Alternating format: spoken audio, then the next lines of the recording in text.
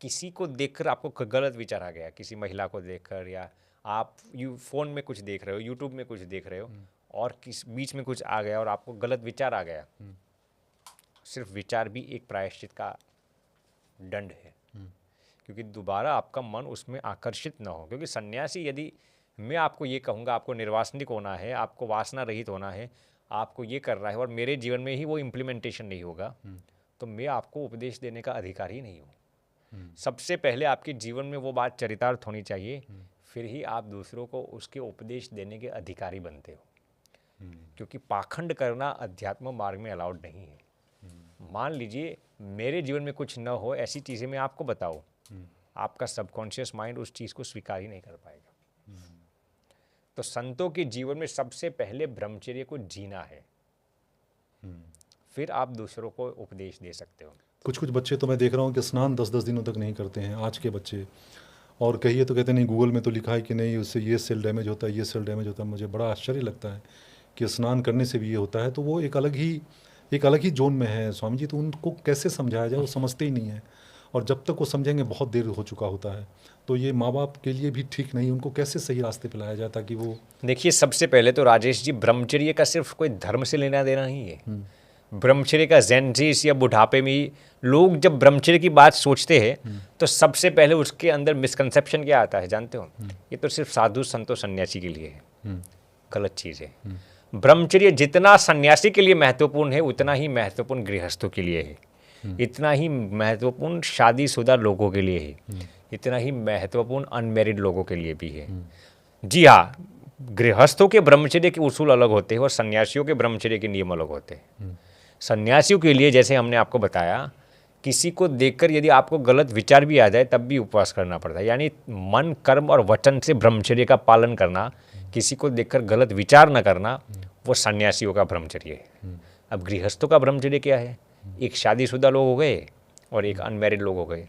अब अनमैरिड लोगों के लिए किसी भी महिला को गलत दृष्टि से न देखना, वो गृहस्थ का ब्रह्मचर्य है। किसी दूसरे महिला को, महिलाओं के लिए पुरुष जी, पुरुष जी। और शादीशुदा लोगों के का ब्रह्मचर्य ये है, अपनी पत्नी या पति के अतिरिक्त इस दुनिया में किसी भी महिला या पुरुष को गलत दृष्टि से न देखना, न सोचना और न उसका स्पर्श करना, ये ब्रह्मचर्य, वो गृहस्थ शादीशुदा लोगों का ब्रह्मचर्य है। यानी कि आप जो कुछ भी आपकी इच्छा है वो आप अपनी पत्नी या अपने पति के साथ उसको शास्त्रों के नियम के अनुसार संपूर्ति कर सकते हो, अपनी पत्नी या पति के साथ।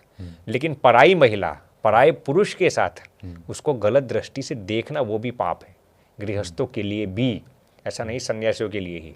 क्योंकि भगवान ने गृहस्थाश्रम जो बनाया है वो इसके लिए तो बना है, आप अपनी पत्नी के साथ जो कुछ भी इच्छा पूर्ति करना चाहते हो वो कर सकते हो, अपने पति के साथ जो आपकी जो ख्वाहिश है, जो इच्छा है वो पूरी कर सकते हो, लेकिन पर पुरुष और पर स्त्री के साथ नहीं। यानी कि एक्स्ट्रा मैरिटल अफेयर्स जो आजकल ट्रेंडिंग हो गए हैं, वो कतई गलत है। तो देखिए, ब्रह्मचर्य पालन करने से सिर्फ आध्यात्मिक फायदा होता है ऐसा नहीं। रिसर्च में ये पाया गया है कि जब आप ब्रह्मचर्य का पालन करते हो तो आपका फोकस पावर बढ़ जाता है, कंसंट्रेशन पावर बढ़ जाता है, memory power, judgmental power, creativity के लेवल सतेज हो जाते हैं। न्यूरोसाइंस का भी कहना है। न्यूरोसाइंस का ये कहना है। क्योंकि देखिए होता क्या है, आज जेनजिस को देखिए, 2 मिनट से ज़्यादा वो किसी चीज़ पर कॉन्सेंट्रेट नहीं कर सकते। देखा होगा आपने, 2 मिनट से ज़्यादा वो किसी भी चीज़ पर कॉन्सेंट्रेट नहीं कर सकते। क्यों? क्योंकि जैसे पसीने को बहाते हैं वैसे वीर्य को बहा देते हैं। ये वीर्य कोई बहाने वाली चीज़ नहीं है, उसको सुरक्षित रखना है, संरक्षित करना है। जितना आप वीर्य को सुरक्षित रखेंगे उतना ही आप तेजस्वी और ओजस्वी होंगे। हमें कई लोग पूछते हैं कि स्वामी जी आपको इतना याद रहते हैं, इसका कारण क्या है?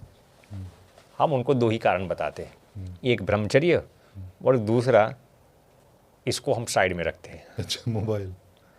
हम ये नहीं कहते इसका इस्तेमाल मत करो, लेकिन पूरे दिन इसको लेकर ही आप घूमते रहेंगे, इसको लेते ही आप घूमते रहेंगे, ये आपके फोकस पावर और कंसंट्रेशन पावर को ख़त्म कर देता है। तो 24 घंटे में स्वामी जी लोग 15 घंटे लगे रहते हैं। आप सुनकर अचंभित हो जाएंगे राजेश जी। 1991 में नॉर्मल इंसान का फोकस पावर कितना था? 2 घंटे का। ठीक है, 1991 में किसी भी चीज़ पे काम के प्रति 2 घंटे। यानी कि यदि आप उनको कहेंगे किसी सेशन को अटेंड करना है, वो 2 घंटे तक पढ़ पाएगा, 2 घंटे तक किसी को सुन पाएगा लगातार।